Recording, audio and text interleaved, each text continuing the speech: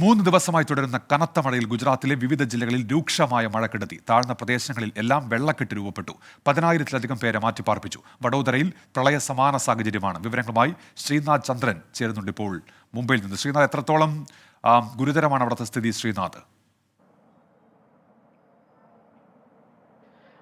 ഉന്മേഷ്, നിലവിൽ ഗുജറാത്തിൽ മിന്നൽ പ്രളയ മുന്നറിയിപ്പ് നിലനിൽക്കുന്നുണ്ട്. നാളെ വരെ അതിശക്തമായ മഴ പെയ്യുമെന്നാണ് കാലാവസ്ഥാ കേന്ദ്രത്തിന്റെ മുന്നറിയിപ്പുള്ളത്. സൗരാഷ്ട്ര, കച്ച് മേഖലകളൊപ്പം തന്നെ തെക്കൻ ഗുജറാത്തിലുമാണ് അതിതീവ്ര മഴ പെയ്തുകൊണ്ടിരിക്കുന്നത്. വഡോദരയിലൊക്കെ സ്ഥിതി അതീവ രൂക്ഷമാണ്. ഏതാണ്ട് 10 മുതൽ 12 അടി വരെ ഉയരത്തിൽ വെള്ളം പൊങ്ങി എന്നതാണ് സംസ്ഥാനത്തെ ആരോഗ്യമന്ത്രി അല്പസമയം മുമ്പ് മാധ്യമങ്ങളെ കണ്ടപ്പോൾ വഡോദരയിലെ സ്ഥിതിയായി വിശേഷിപ്പിച്ചത്.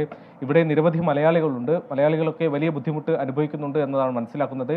വഡോദര മലയാളി സമാജമൊക്കെ ഇപ്പോൾ ഭക്ഷണ വിതരണം അടക്കം ഈ മേഖലകളിൽ കുടുങ്ങിക്കിടക്കുന്നവർക്ക് വേണ്ടി നടത്തുന്നുണ്ട്.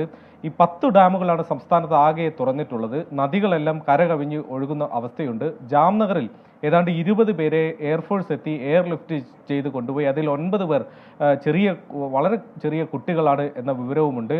സംസ്ഥാനത്ത് ഇപ്പോഴത്തെ സ്ഥിതിയിൽ ആർമിയുടെ ഒരു സേവനം കൂടി ഇപ്പോൾ സംസ്ഥാന സർക്കാർ തേടിയിട്ടുണ്ട്. നിലവിൽ തന്നെ NDRFന്റെ വിവിധ സംഘങ്ങളുണ്ട്. എയർഫോഴ്സ് എയർലിഫ്റ്റിംഗ് അടക്കം നടത്തുന്നുണ്ട്.